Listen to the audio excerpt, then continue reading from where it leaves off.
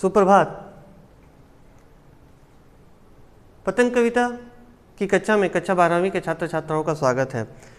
पिछले दिनों हम लोगों ने कविता पढ़ने के दौरान ये पढ़ा था, कवि परिचय पढ़ा था, और कविता पढ़ने के दौरान ये पढ़ा था कि किस प्रकार जब मौसम परिवर्तन होता है, शरद ऋतु का आगमन होता है, तो किस प्रकार प्रकृति चारों तरफ हरी भरी हो जाती है। एक प्रकृति का पूरा जो वातावरण है, प्रकृति जो है, उसमें पूरा एक परिवर्तन नजर आता है।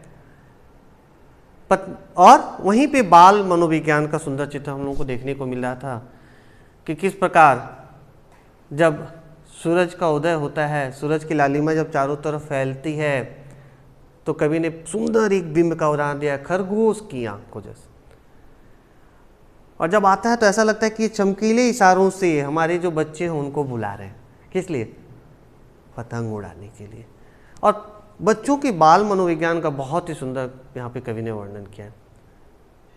जब बच्चे इधर उधर भाग दौड़ करते हैं, पतंग उड़ाने में जब मग्न होते हैं, उसकी विभिन्न प्रक्रियाओं से जब गुजरते हैं, तो कवि कहते हैं कि मानो ऐसा लगता है कि जैसे पूरा धरती भी उनके लिए छोटी पड़ जा रही, सिमट जा रहा है। और इस सारी गतिविधियों से गुजरते हुए जब छतों पे बच्चे पतंग उड़ा रहे होते हैं, उतने मग्न हो जाते हैं, उसमें इतने लीन हो जाते हैं कि कब वह छत के किनारों तक पहुंच जाते हैं उन्हें यह भी एहसास नहीं होता, उन्हें यह भी पता नहीं होता। देखिए क्या कहते हैं कवि कि छतों के खतरनाक किनारों तक उस समय गिरने से बचाता है उन्हें सिर्फ उनके ही रोमांचित शरीर का संगीत। पतंगों की धड़कती ऊंचाइयां उन्हें थाम लेती हैं महज एक धागे के सहारे। पतंगों के साथ साथ वे भी उड़ रहे हैं अपने रंध्रों के सहारे। यानी जब बच्चे पतंग उड़ा रहे होते हैं तो उन पतंगों को उड़ाने में इतने मग्न हो जाते हैं, इतने लीन हो जाते हैं कि कई बार वो छतों के किनारों तक चले जाते हैं। यहीं पे एक सामंजस्य आपको कवि दिखा रहे हैं। बोलते हैं ऐसा लगता है कि मानो जैसे ही वो किनारों पे जाते हैं तो जो पतंगों को उड़ा रहे हैं, जो धागे जो हैं, कहीं ना कहीं उन्हें यह एहसास करा देते हैं कि आप किनारों पर आ गए हो, आप सावधान हो जाओ, आप किनारों से फिर दूर चले जाओ। बता रहे हैं कि ऐसा प्रतीत होता है मानो रंध्रों के माध्यम से जो हमारा रक्त संचार चारों तरफ शरीर में होता है, उसके माध्यम से जैसे लगता है कि उन्हें वो सचेत करते हैं, सजग करते हैं, सावधान करते हैं, और बच्चे फिर सावधान हो जाते हैं। लेकिन क्या हर बार ऐसी स्थितियां होती है? नहीं। कितनी बार लीन हो जाने के कारण, मग्न हो जाने के कारण उनका ये जो रोमांच है, उनको सजग या सचेत जो करती है पतंग के वो धागे जिसके सहारे पतंग आसमान में उड़ रही होती है, तो क्या होता है? अगर वे कभी गिरते हैं छतों के खतरनाक किनारों से और बच जाते हैं तब तो, और कई बार ऐसी घटनाएं घट जाती हैं, आप लोगों ने सुना भी होगा, या कई बार आपके आंखों के सामने भी ऐसी ऐसी घटना घटते हुए आपने देखा भी होगा कि किनारे जब क्या होता है, बच्चे आ जाते हैं तो कई बार वो गिर भी जाते हैं छतों से। तो क्या होता है? वो पतंग उड़ाना छोड़ देते हैं? कदापि। जैसे ही उनके जख्म भर जाते हैं, जैसे ही उनके घाव ठीक हो जाते हैं, फिर जैसे ही शरद ऋतु का आगमन होता है, पतंग उत्सव आता है, उस समय वो फिर से उस उत्सव में अपनी भागीदारी देने के लिए तैयार हो जाते हैं, तत्पर हो जाते हैं।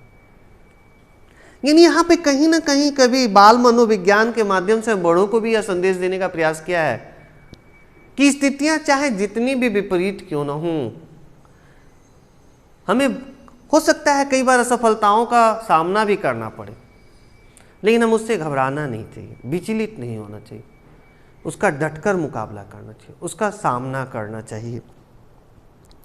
और भी निडर होकर सुनहले सूरज के सामने आते हैं। देखिए स्पष्ट कर दें यहाँ पे कवि ने अगली पंक्तियों में ही, और वो निर्भीक हो जाते हैं,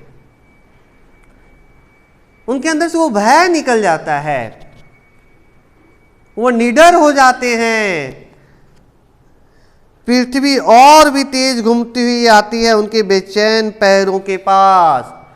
और कभी यहाँ पे दिखा रहा है, यहाँ पृथ्वी का जो बेचैन होकर तेजी से उनके पैरों के पास जो आना है, क्या है ये? कठिन से कठिन परिस्थितियों के इशारा कर रही है, संकेत कर रही है। यहां पे बार बार कवि ने बाल मनोविज्ञान के माध्यम से, प्रकृति के माध्यम से मनुष्यों को यह संदेश देने का प्रयास किया है कि हमें किसी भी स्थिति से घबराना नहीं चाहिए और बच्चों से प्रेरणा लेनी चाहिए। तो यहां पर कवि ने पतंग के माध्यम से प्रकृति के साथ साथ सामाजिक जीवन के कठिन से कठिन परिस्थितियों में मनुष्य को किस प्रकार अविचल होकर संघर्षरत रहना चाहिए, उसका भी बाल मनोविज्ञान के चित्रण के साथ साथ सुंदर अभिव्यक्ति की है। इसके कविता के साथ यानी कुछ प्रश्न उत्तर भी हैं। देखिए, पहला ही प्रश्न है, सबसे तेज बौछारें गई भादो गया के बाद प्रकृति में जो परिवर्तन कवि ने दिखाया है उसका वर्णन अपने शब्दों में करें। यानी यहाँ कविता के जो आरंभिक पंक्तियाँ जो हैं कि कैसे शरद ऋतु का आगमन होता है, कैसे चारों तरफ लालिमा जो छा जाती है वह सूरज के आंखों के समान, खरगोश के आंखों के समान प्रतीत होती हैं, इन सभी घटनाओं को आपको इस प्रश्न के उत्तर के अंतर्गत लिखना है।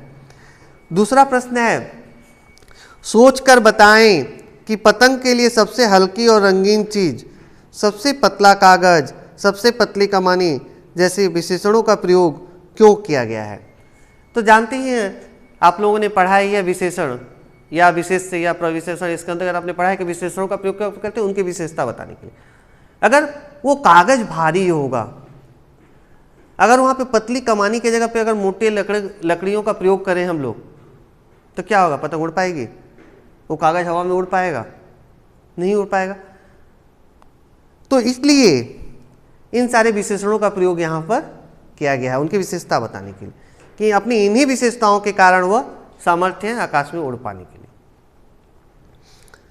बिंब स्पष्ट करें, जो कि मैं आरंभ से ही बता रहा था आपको कि सबसे तेज बौछारें गई भादो गया सवेरा हुआ। देखिए, खरगोश की आंखों जैसा लाल सवेरा, यहाँ पे बिंब है। शरद आया पुलों को पार करते हुए, शरद ऋतु क्या पुलों को पार करेगा? यहाँ पे क्या हुआ? प्रकृति का मानवीकरण किया गया है। जैसे मनुष्य पुलों को पार करता है, प्रकृति तो नहीं। माने एक के बाद एक जो ऋतु परिवर्तन होते हैं उसका यहाँ पे चित्रण देखने को हमें मिल रहा है। अपनी नई चमकीली साइकिल तेज चलाते हुए, देखें यहाँ पे बिंब है। घंटी बजाते हुए, जोर जोर से चमकीले इशारों से बुलाते हुए और आकाश को इतना मुलायम बनाते हुए कि पतंग ऊपर उठ सके। फिर देखिए 4 नंबर प्रश्न है, जन्म से ही वे अपने साथ लाते हैं कपास। कपास भी हल्का होता है, जानते ही हैं आप लोग। और बच्चों के साथ बोल रहा है कि इसका क्या संबंध बनता है। बच्चों की भावनाएं क्या होती है? मन क्या होता है? कोमल होता है। उनके मन में किसी प्रकार के छल, कपट, ईर्ष्या, द्वेष, लोभ, लालच इत्यादि की भावना नहीं होती है। इस प्रकार देखिए कितना अच्छा सामंजस्य दिखाया गया, एक संबंध दिखाया गया है। 6 नंबर है, निम्नलिखित पंक्तियों को पढ़कर प्रश्नों का उत्तर दीजिए। क है, छतों को भी नरम बनाते हुए, दिशाओं को मृदंग की तरह बजाते हुए। इन सारे प्रश्नों का उत्तर आपको देना है। दूसरा है, अगर वे कभी गिरते हैं छतों के खतरनाक किनारों से और बच जाते हैं तब तो और भी निडर होकर सुनहले सूरज के सामने आते हैं। जो अंतिम पंक्तियों की व्याख्या के दौरान हम लोग पढ़ाया आप लोगों को। यहाँ पे कुछ प्रश्न है, दिशाओं को मृदंग की तरह बजाने का क्या तात्पर्य? यानी बच्चों का जो कोलाहल जो है, जो शोरगुल है, चारों दिशाओं में रहता है। ऐसा नहीं है कि सिर्फ पूर्व दिशा में ही बच्चे पतंग उड़ा रहे होते हैं या सिर्फ उत्तर दिशा में, नहीं। वो पश्चिम हो, दक्षिण हो, चारों दिशाओं में उनका वो जो शोरगुल, उनका कोलाहल, उनकी भाग दौड़ जो सुनाई देती है, उसके लिए यहाँ पर इस शब्द का प्रयोग किया गया। जब पतंग सामने हो तो छतों पर दौड़ते हुए क्या आपको छत कठोर लगती है? कभी नहीं, क्योंकि उस समय तो मन में एक नई उमंग होती है, पतंग उड़ाने को लेकर एक नई ललक होती है। और जब इन स्थितियों से बच्चों का बालमन गुजरता है तो उस समय छत कठोर लग ही नहीं सकते, वो नरम लगते, मुलायम लगते। खतरनाक परिस्थितियों का सामना करने के बाद आप दुनिया की चुनौतियों के सामने स्वयं को कैसा महसूस करते हैं? जब हम उन चुनौतियों पर हम विजय प्राप्त कर ले तो क्या होता है? हमें बहुत गर्व होता है। हमारा विश्वास और अधिक बढ़ता चला जाता है। हमें तब यह लगता है कि कितनी से बड़ी कठिन से कठिन समस्याएं, विपत्तियां हमारे सामने क्यों ना आए, हमारे अंदर वो क्षमता है, हमारे अंदर वो सामर्थ्य है कि हम उसका डटकर मुकाबला कर सकते हैं। तो ये था पतंग कविता से संबंधित प्रश्न, जिसके उत्तर मैंने आप लोगों के सामने रखे हैं। आप इन सारे प्रश्नों को अपने अभ्यास पुस्तिका में लिख लीजिएगा और किसी तरह के प्रश्न मन में हो तो मुझसे पूछ सकते हैं। धन्यवाद।